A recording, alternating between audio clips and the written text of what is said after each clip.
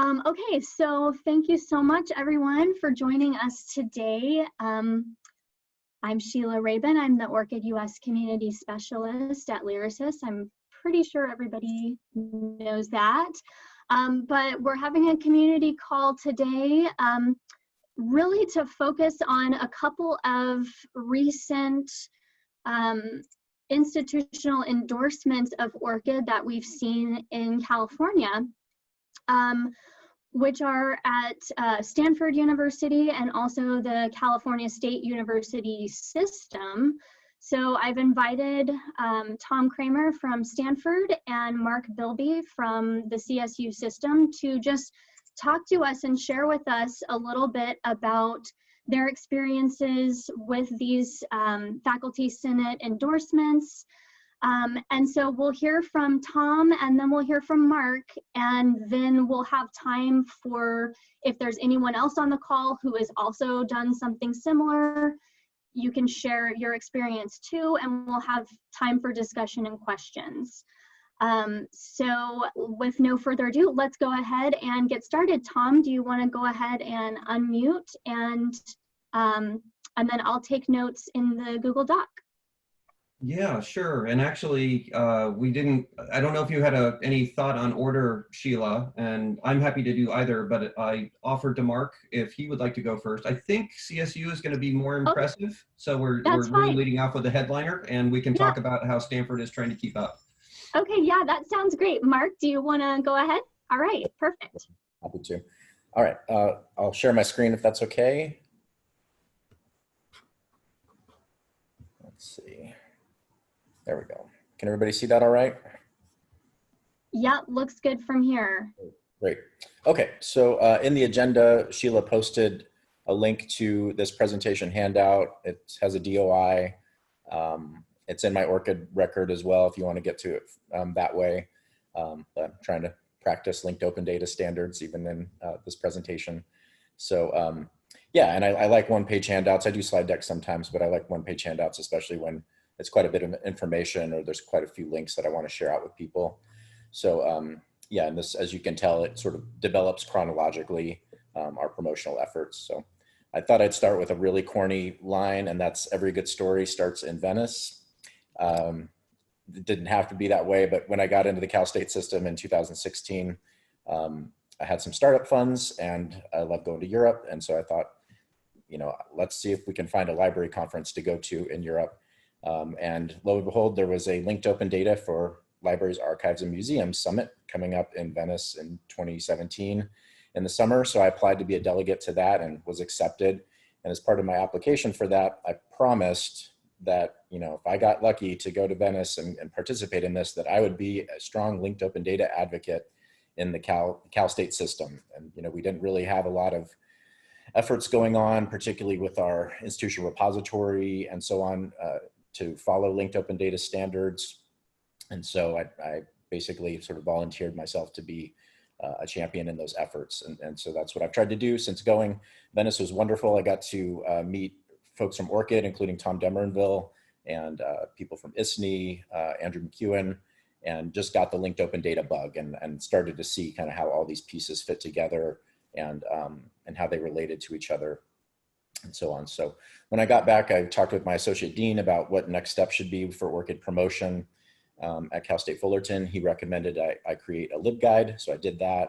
I borrowed quite a bit of it, I think, from Talia Anderson at Washington State, but then tried to revise it for my own. In that, shortly thereafter, we were able to get our single sign-on ORCID integration put into place without a membership. But that just, you know, added to the visibility and allowed us to track, you know, who was signing up for ORCID better. So we built that into our LibGuide with a one-button sign up, and then built it into our faculty portal so faculty could easily connect. And since then, you know, we've had a pretty steady uptick in ORCID record creation by our faculty. The following academic year, I just tried to meet with everybody on campus I could think of that might have an interest in ORCID. So this is partly promotional, but partly thinking about fundraising to try to get an ORCID membership going. And so I met with our Office of Research, and they were very interested and committed. Advancement, Strategic Communications, our alumni office, as well as people in our Chancellor's Office of Research, conducted several faculty workshops. and then also tried to think about potential low-hanging fruit in terms of incentivizing faculty to use ORCID. And most of the Cal States use a vendor called Interfolio for our review, tenure, and promotion process. So I met with Interfolio, brought together some developers from Interfolio and ORCID to discuss that, and they've been making great strides in that space. Let's see. The next, I heard about a ORCID conference that was happening at Berkeley, and I was jealous and wasn't able to go to that, but talked with Eric Olson at ORCID, and fortunately he helped us put together a mini ORCID conference in Southern California that was right before the Berkeley conference. It kind of piggybacked on it. And so we had that in May of 2018, and I got to meet Lori Hake from ORCID. I know she's recently retired, but it was really wonderful to meet her and get a sense of her vision and values for ORCID. One of the things I talked about with Lori, if memory serves, at that conference was the idea of an ORCID mandate for the Cal State systems. And as I recall, Lori was not really in favor of that because of the value that ORCID put on privacy and it being voluntary for faculty. So a resolution at that point kind of made more sense to me. And I think I started to do some scanning out at that time and noticed that Rutgers had passed a resolution as part of their ORCID promotional efforts, but I really didn't find much else out there. But anyways, it was a great little conference. We had about 20 people from UCs in Southern California, several CSUs, as well as our Chancellor's Office of Research on the technology side, as well as the research side. It was a few months later that at the Digital Library Forum, I presented on ORCID, and this is where I was kind of doing some brainstorming about all the different potential ways that universities could use ORCIDs. So I was thinking about, admissions processes. What if all students were just expected to sign up for ORCID and they use that as part of their application process? And the Cal State's students can apply for more than one university at the same time, and that had just recently been released. And I was thinking, well, couldn't ORCID expedite that process? And then, given FERPA requirements, wouldn't it be nice to be able to share some of that data across, universities and see where students enroll and so on? I also thought about its implications, and you're welcome to look at that slide deck for the DLF conference. But thought about its implications for institutional research offices, HR, particularly for faculty applications. I've sat on a lot of faculty search committees, been on both sides of that. And wouldn't it be nice if faculty search, processes allowed us to just apply for a job very quickly and easily using ORCID instead of copying and pasting a lot of data into those applications? Wouldn't it be nice to have those records verified for the search committees as they're evaluating candidates? Again, just trying to think, the more we can incentivize people to just build it into their day-to-day life, the more they'll use it and the easier their life will be. So the alumni office that was part of that, and several other groups. So you'll see some of this in the resolution that we get to later. For 2018-19 and 2019-20, I was the chair of our Academic Senate Library Committee. And so in that capacity, I had quite a bit of freedom to be able to introduce new resolutions and new policies. And so I wrote and brought an ORCID resolution to that committee. As I recall, it was a pretty easy discussion. We've had other resolutions and policies that have been much more, debated or contentious, but this was a pretty easy win for this particular library committee for the Senate. So you can look into that, a little bit more, I suppose, but you'll kind of see the beginnings of what the statewide resolution was. And, at Cal State's, the way that, at least at Fullerton, we structure resolutions is to put the justifications at the top, a bunch of whereas statements. And so we tried to list out the current benefits of ORCID and then potential benefits, particularly if we have memberships, and then put together a few resolves there at the bottom. So we passed this in committee, again, without much debate or discussion. And so that was nice. But then from there, it went to our executive committee, who gets to decide if it goes to the plenary Senate for a vote. And there were folks on the executive committee that felt like this was more of a promotional campaign. And so that it would be handled better by doing some kind of endorsement statement rather than moving forward with the resolution. So being flexible, we adapted to that. We re-envisioned it as an endorsement statement. And so you can look at the text of that. So it's quite a bit more simple, as you'll see. So I put links to this stuff in the Dropbox. So the endorsement statements, just this paragraph right here, basically, and then there are some benefit statements down here below. And we just circulated this. I sat in on, besides the Academic Senate Library Committee, I sat in on 4 different other Academic Senate committees and, pitched this to them, and all of them, voted and supported this, signed on. So we had 5 different Academic Senate committees that signed on to this endorsement statement at Fullerton. And then we got 6 administrators to sign off on it as well, including our Vice President of IT. And then, as you can see, people from Faculty Affairs and Records, Faculty Development, our research office. So, pretty good cross-section of ORCID stakeholders on campus that were all very much supportive of this. So that was nice. It was kind of it was a win, a compromise win for us in terms of promoting this effort. And it was out of that, part of this, as I mentioned, it was building awareness and doing promotion, but it was also trying to build funding. And at least at Cal State Fullerton, usually the way things become sustainable is if we have multiple groups on campus that are chipping in funds. And so it was through these Senate efforts that we were able to get buy-in financially, both from the library and from IT. So our VP of IT committed half, and then our Dean of the Library committed half once they had gauged the level of support for ORCID on campus through these efforts. So that's been good. And we became the first Cal State to get an ORCID membership. Northridge followed several months later with one of their own out of what they call their innovation incubator on campus. It's a new effort there. So in academic year 2019-2020, we had lots of implementation and vendor meetings. Some were public, some were not. Sheila and I have met with people from Google Books and Google Scholar, for instance. Some of those seem to be fruitful conversations, some not as fruitful. We've met with several different vendors who work on or sent emails to vendors in the Cal State or that are used in the Cal State system, like Cayuse was one of them. So thinking about ORCID integrations in our intramural grant application workflow. Our first integration was with Open Journal Systems, and apparently that was one of the first ones made with Open Journal Systems, which surprised me because it was a ready-made plugin. It was right there and available to use, but we support a few journals in OJS. And then I'm on the Council of Library Deans Scalcom committee for our system, and we put ORCID promotion on our annual plan. So that helped us kind of get that blessing to ramp it up to the next level.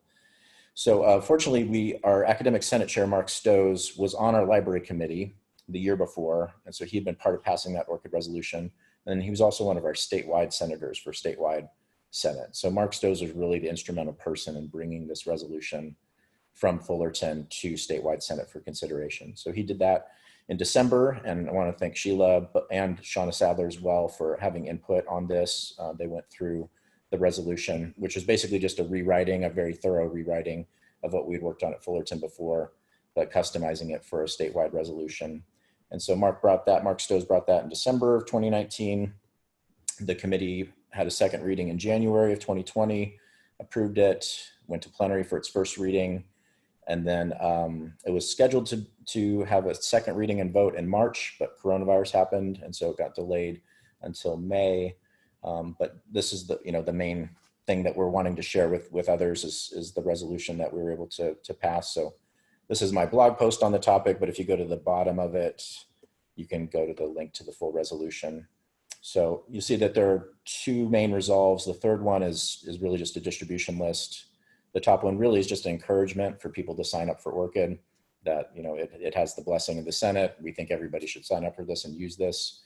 And then the second resolve is kind of more of the meat and the teeth of the resolution, asking for ORCID to be a procurement standard where it really, it's announced to our vendors that we're expecting them to use ORCID for financial support centrally and campus by campus, and then a system-wide task force to work on integrations, as well as commitment of developer time across the system to work on this.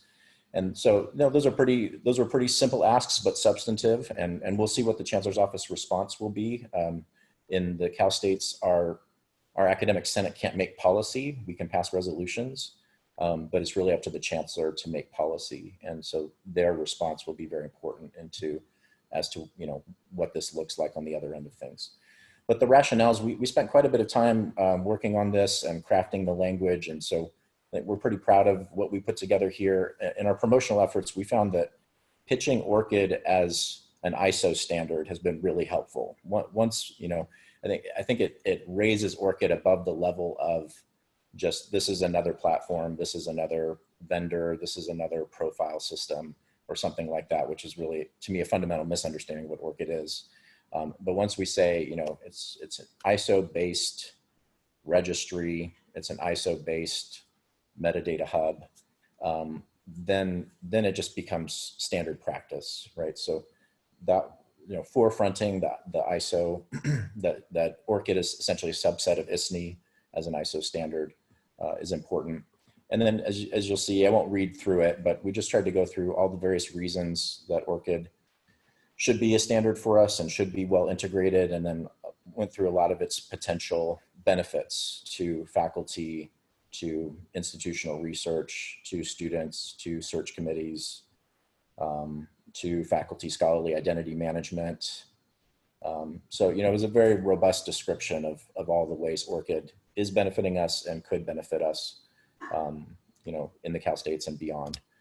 So, you know, people can feel free to use this, borrow, if you're wanting to work on your own local resolutions, please feel free to borrow any of this language.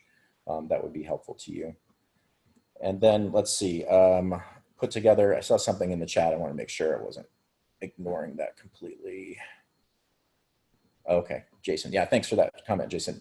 That's, yeah, I always try to think about where the leverage is, and, you know, the carrot, you know, like the stick motivation doesn't seem to work probably for ORCID, but the carrot motivation, I think, can be good if the faculty get something published, if they get grant funds. But, you know, if IT departments, you know, who really, in procurement divisions, who really have the leverage, can start to bring ORCID into the conversation, then I think behavior starts to change among vendors, and, you know, with that expectation.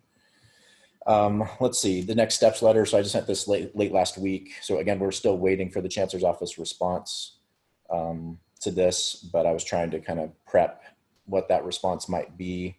Fortunately, our Associate Vice Chancellor of Research, Ganesh Raman, was on the Faculty Affairs Committee that passed the ORCID resolution. So he's very much a supporter of ORCID, and I imagine that he'll be part of the Chancellor's Office formal response to it. So I was trying to, you know, use this to give a little bit of guidance and some nudging as to what the Chancellor's Office response might, you know, what they might consider doing. So, you know, what might a task force look like system-wide? How might we get a consortial ORCID membership started, even if we kind of move it from Fullerton over to the Chancellor's Office?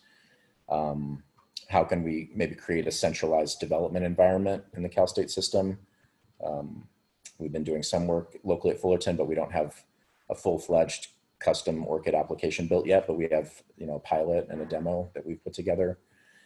And then promotional efforts for external vendors and our internal systems, and then other promotional efforts. So this is very much a work in progress, as you can tell. It's still moving, but, you know, I check on a fairly regular basis what the Chancellor's Office response is, and there's nothing yet, but, you know, any day we should be getting a response. So it'll be interesting to see how that happens. So that's it for me. I'll turn it over to Tom.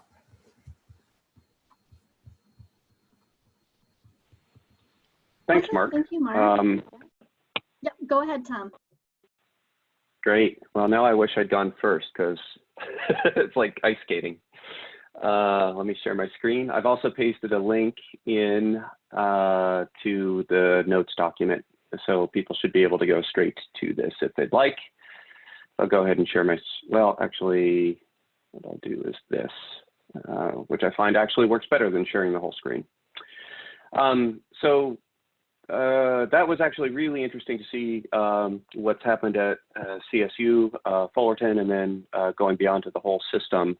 And I think Stanford is working on a somewhat similar arc, and there's actually some surprising similarities. I don't think we're as far along in getting full buy-in from the whole faculty senate, but then again, we don't have an entire system or a chancellor's office to work with.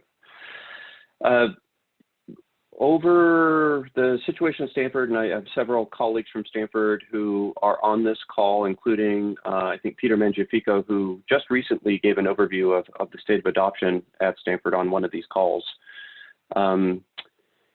Similar, it did not start with a trip to Venice, but similar to CSU, there are a number of people at Stanford who are intrigued in tracking orchids, and there is a broad grassroots group of mostly librarians, but not exclusively librarians, who are real orchid partisans. And we've been meeting and promoting just kind of strategies and awareness of what's going on for moving orchid adoption in a positive way at Stanford.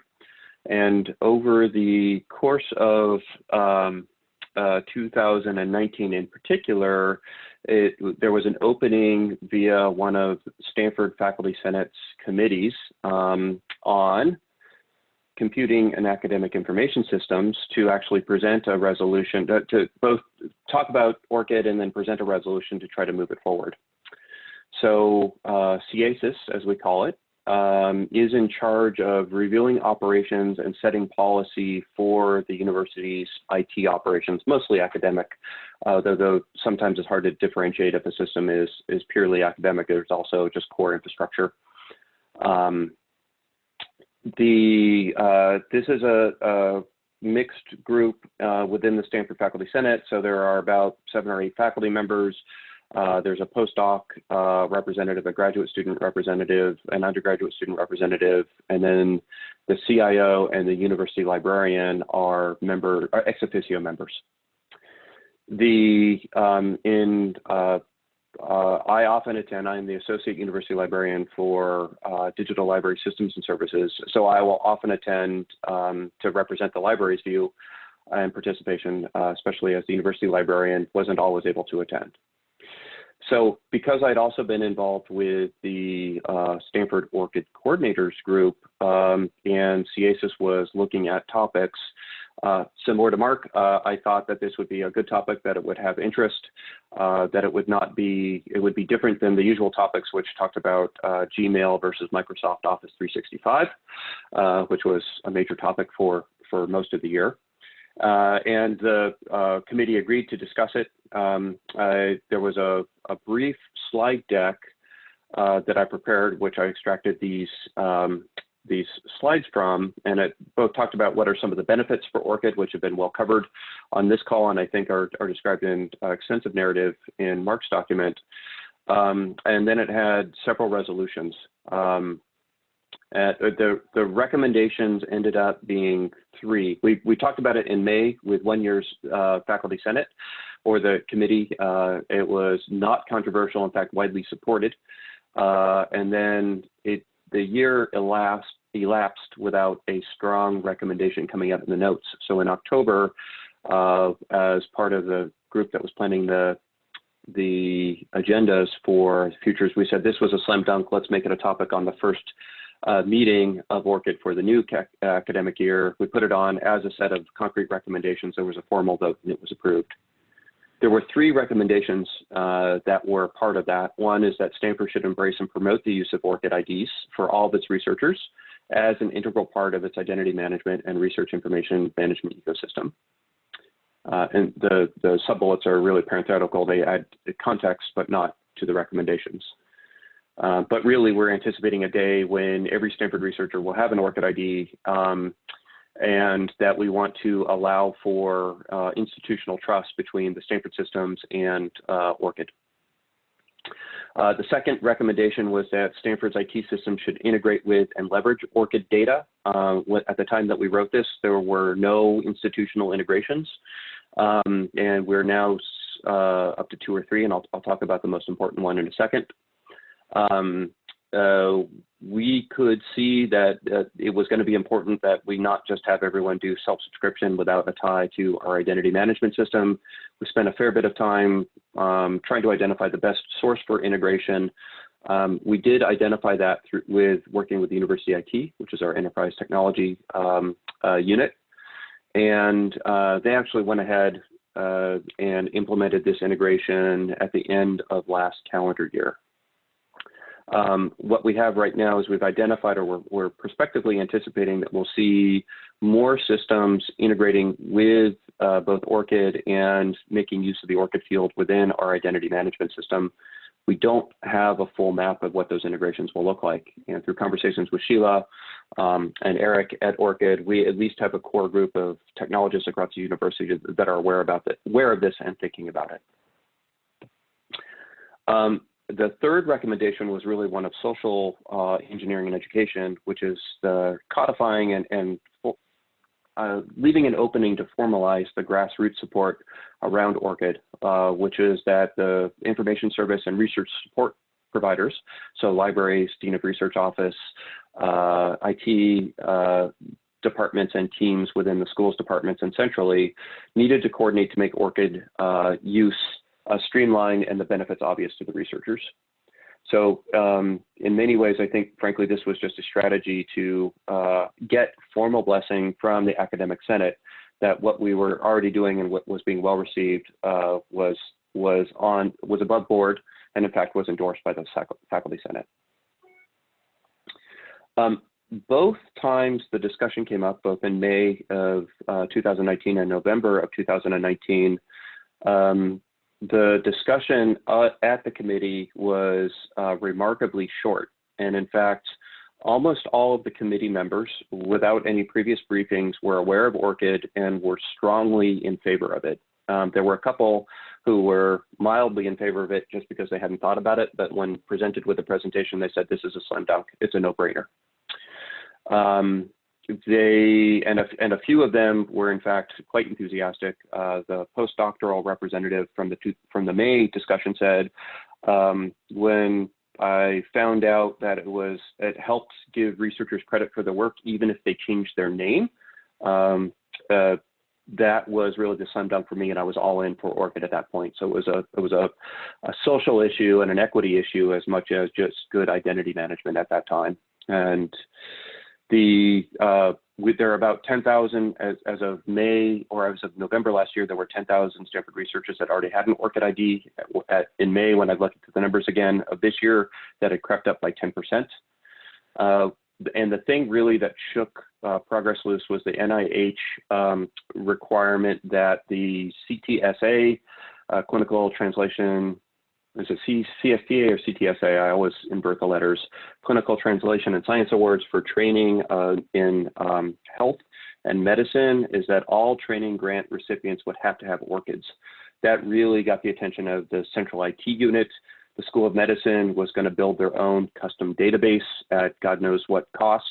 That would be a standalone system, and a really great advocate for enterprise architecture and for research at Stanford, Zach Chandler, in our Dean of Research Office, heard about that, was already a major ORCID proponent, and introduced university IT to it. Thank you, Peter. Clinical and Translational Science Awards. Introduced that, and at that point, the university's central IT group really jumped on the bandwagon and implemented the enterprise integration.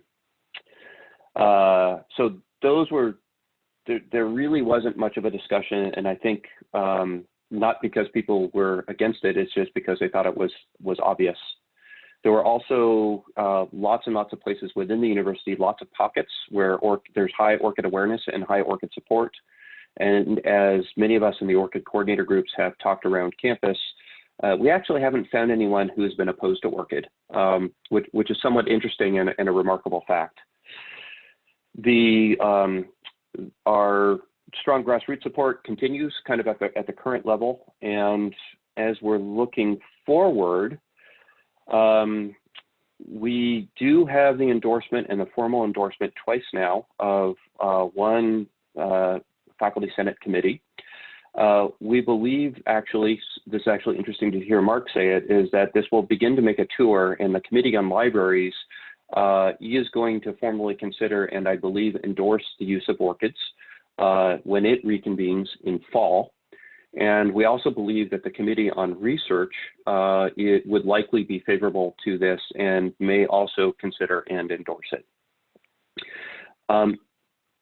Many of the faculty senators that I've spoken with, even though they're on a committee, there seems to be, it's an arcane group, and it's not quite clear what it takes to get a resolution on the faculty senate adoption, or if it needs to actually be discussed or how it's discussed. So I think that's what we're feeling our way towards.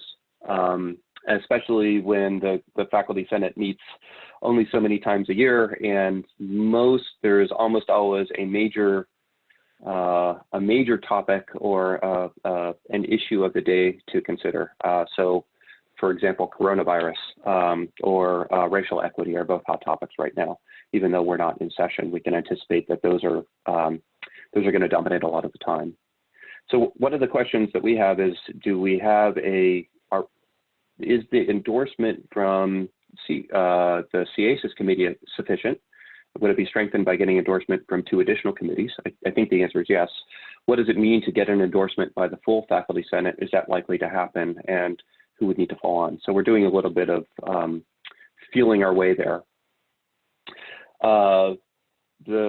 At one point when I first joined Stanford, it was my first boss told me the university is an interesting place to work.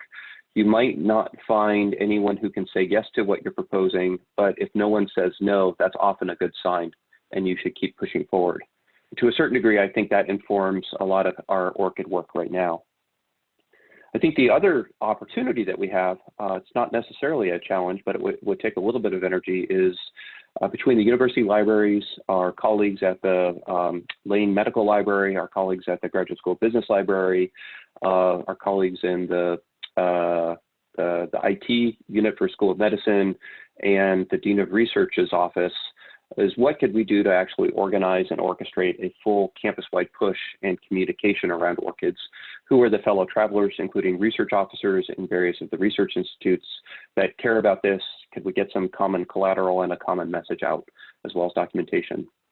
I think we have not only one LibGuide, we have 2 LibGuides on ORCIDs and ORCID use. There's 2 that I'm aware of, and we might have more than that. So that speaks a little bit to the great energy, but also the need for more coordination at Stanford.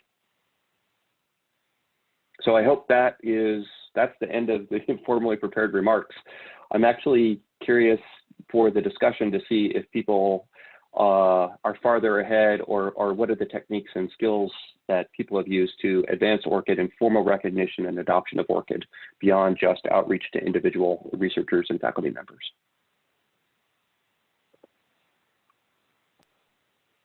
Awesome. Thank you so much, Tom.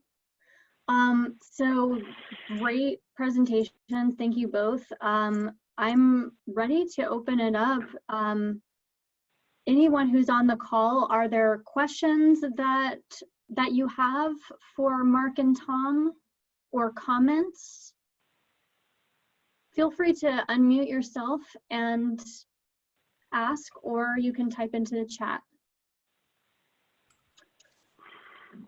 Hi everyone, this is Boaz from Lehigh. Hello.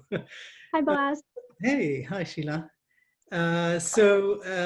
Question about identity management. Can you talk more about the way that you're figuring out new use cases or functionality around identity management? I think Mark, you mentioned ISNI. I was wondering about institution identifiers as well as people.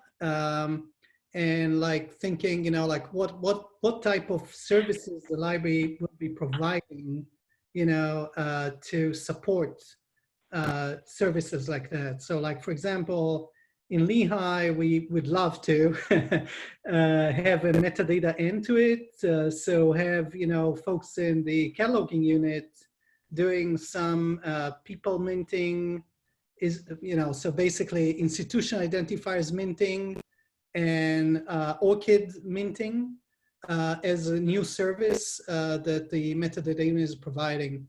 Is this something that, you know, like you are considering, and how is that going to work with identity management? Yeah, we really, on the technical integration side, we have not done that much yet. We've explored some of the options. We've been meeting over the last year between the library and our campus IT, and trying to get a sort of just a feel of how that might move forward. So I think every Cal State university uses PeopleSoft in order for our HR management. And so really, it seems like a PeopleSoft integration with ORCID might actually be the easiest way to combine our campus identity management, we call them CWIDs, campus-wide IDs, with ORCID. There are other databases that are homegrown, but they vary from campus to campus. So I think really for us, the PeopleSoft integration would be the ideal, but I don't know whether they're going to build that going forward. The minting piece, we've required ORCID, for instance, in our thesis submission process for students, but we still leave that up to them to do. So we're not doing any minting ourselves. Yeah, and just to clarify, individuals do have to register for their own ORCID ID. The organization cannot do that for them. But Boaz, when you're talking about organizational identifiers, right now that landscape, there's a lot of players involved. Yep. So I think we're all looking at ROAR, which is the new open registry for research organizations, as like the way forward, which grid IDs are going to map to ROAR. And I know that if you have an organization that does not have an organizational identifier yet, you can contact Grid, Ringgold, and FundRef, which is through Crossref, to have an ID minted for the organization. Mm-hmm. And just to add on to Mark's point about PeopleSoft, we do have a few member organizations that have created their own kind of integration, ORCID integration with PeopleSoft. So the ORCID API is not integrated directly into PeopleSoft, but it is possible to take data from PeopleSoft into a different database where you can also store ORCID IDs and access tokens. So we have some use cases around that. Tom, did you want to add anything around Stanford's services?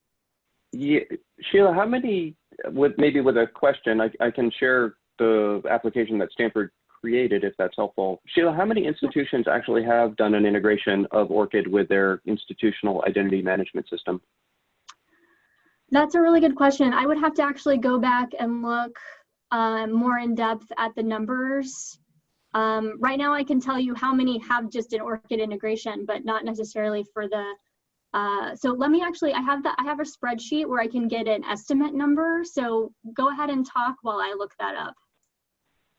Yeah, I'm just curious because I think for this, a lot of us, there's real value in doing individual outreach, but what we really wanted was that systemic integration between Stanford's identity management with ORCID. And when the Dean of Research introduced University IT with the School of Medicine and the CTSA needs, that was wonderful.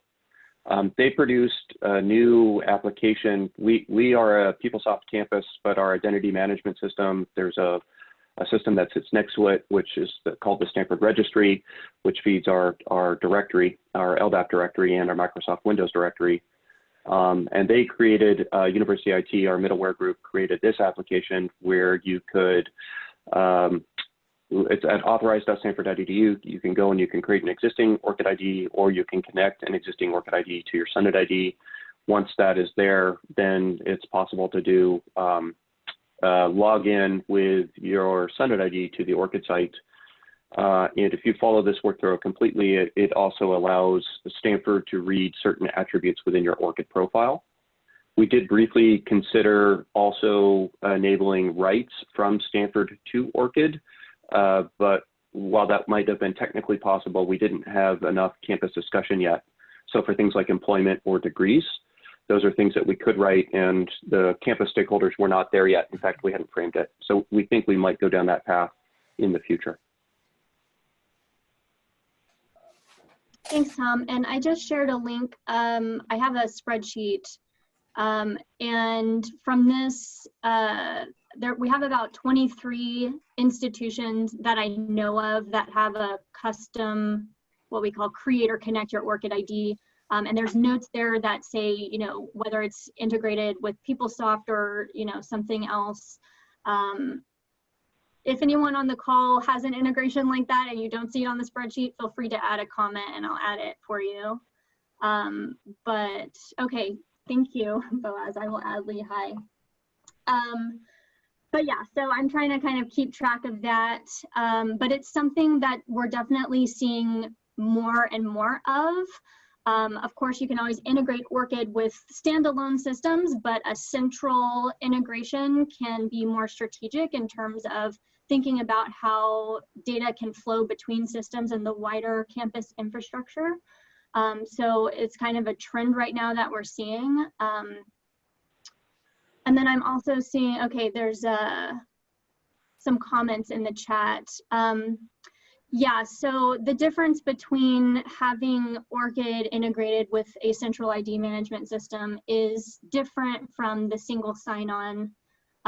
Basically, any researcher can go to orcid.org and they can use the institutional login. If your institution is a member of EDUGAIN, which most universities in the US are through the In Common Federation, your institution should already be set up to allow your researchers to sign in to their ORCID record using their institutional login credentials.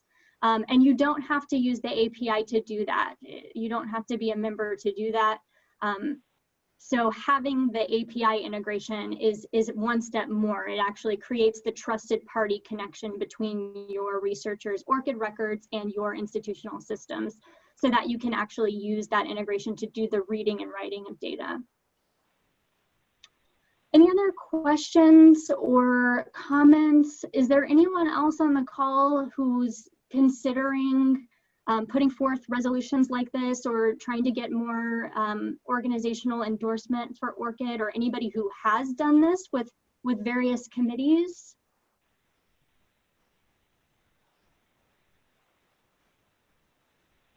I guess I'll go. Mitchell Brown from University of California, Irvine. Hi, Mitchell. Is my voice coming through? Sometimes my microphone is on the high side. Yeah, it sounds great. Good. So we are considering a proposal for a faculty senate statement. The University of California tends to sometimes want to step lightly when they advocate that faculty should do things, but we're leveraging our open access policy, and we see ORCID as partnering with that very well.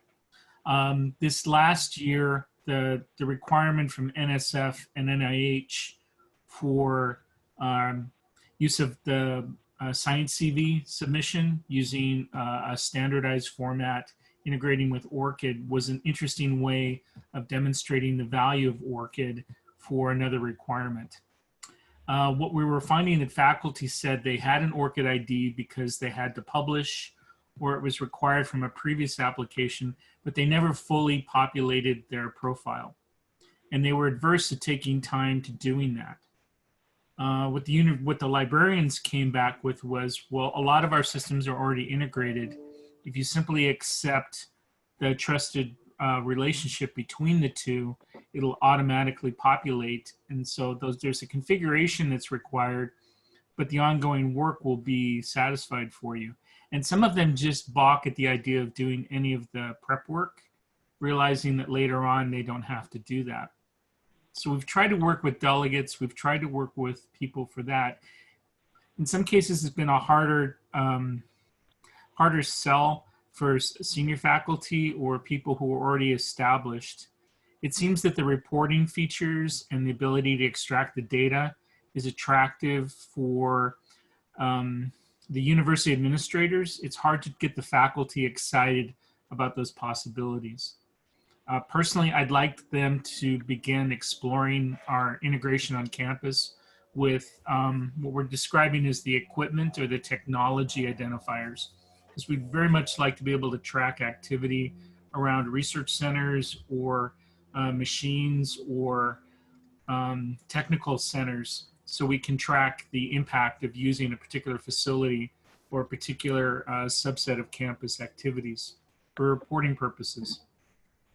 Within the University of California, our best example of an integrated coordinated system has been the Livermore Labs, which is required to do reporting, and they found that ORCID and our integration with Symplectic has worked really well. Their population is a little easier to coordinate because they are more homogeneous, and they are really required as a condition of employment to do this.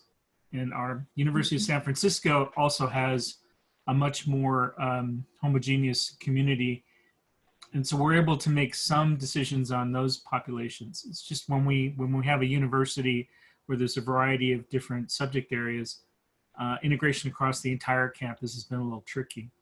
Mm-hmm. I guess my challenge is try to how to get faculty aware that this has value. And you do have to put in a little bit of work up front, but it really does pay off going forward.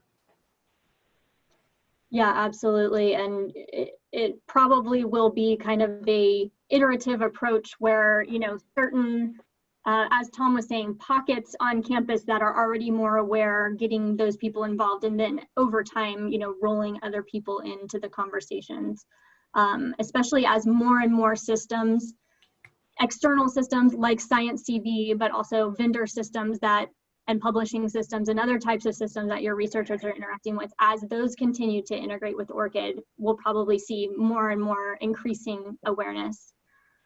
Looks like there's a question from Tom in the chat. Tom, do you want to just ask? Yeah, Mitchell, I'm curious to know how you or others on the call might be linking ORCID use with compliance or support for open access policies. How have you communicated to researchers or authors that the two are complementary? We were able to integrate ORCID with our symplectic harvesting system, which runs the data collection and the ingest to our repository system. So the University of California, we share a repository system across 10 campuses. And our symplectic implementation allows us to integrate ORCID.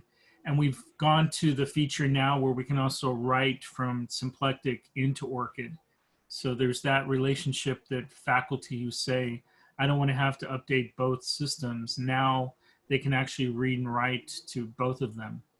Part of it's been sort of the carrot and stick. There's really not a stick for forcing people for compliance. On the other hand, if anything, the COVID-19 shutdown really put a spin on the availability and accessibility of material. And there's been a real push, certainly from our medical communities, to get more of their content available. And in some cases, whatever motivates faculty, I'm happy with. But what we're seeing is we send out bi-monthly notices. Faculty have seen those for a while. Now they seem to have time. They're beginning to comply with some of that. We have a provision that requires or asks for compliance beginning in 2013 going forward. Whether or not we help with loading the archival content prior to 2013 is really a conversation we have with individual faculty. So our compliance rate is somewhere between 23 and as high as maybe 38%. Some of that is some compliance. We have some faculty who've been more complete in terms of loading their material. We've had, for instance, certain entire departments where compliance is 100%. Some of them are very much interested in positioning themselves to have that material available. Those have been very productive relationships. So it seems that certain communities have established that there's value. They coordinate with ORCID so they can also export the established trusted identities. And certainly in the physics and the chemistry communities, being able to disambiguate names is becoming, it has always been a challenge. And now ORCID is an option to provide some clarity for that.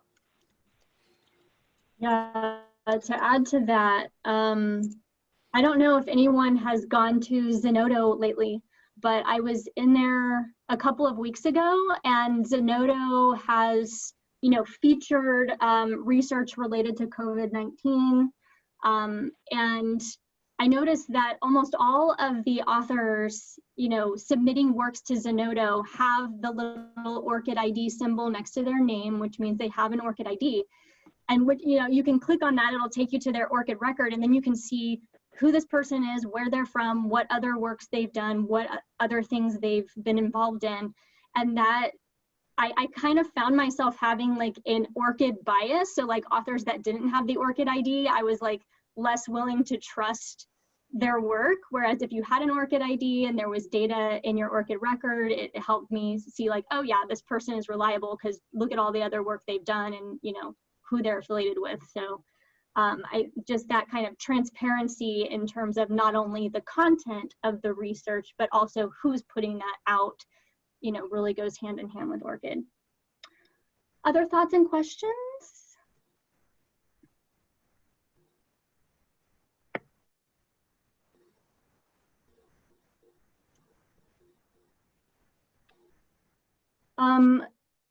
You know, feel free to pipe up and interrupt me if you do think of something. But I did have a question. I know, Tom, you said that you haven't really run into any resistance in terms of getting across the value of ORCID on campus.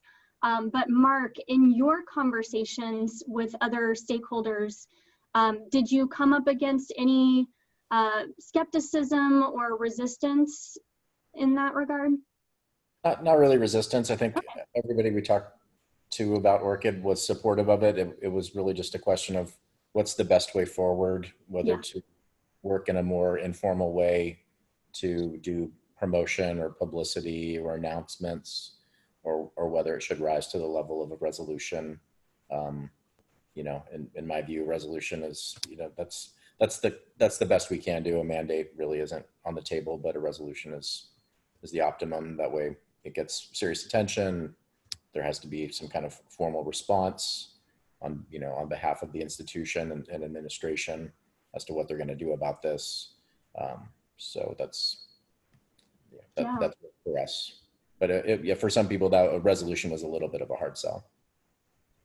Yeah, that makes sense. And that's something that I found just from talking to all of you at different institutions across the US, is that it really does vary from one institution to another what the best approaches are. It really has a lot to do with the individuals that are in positions of decision making.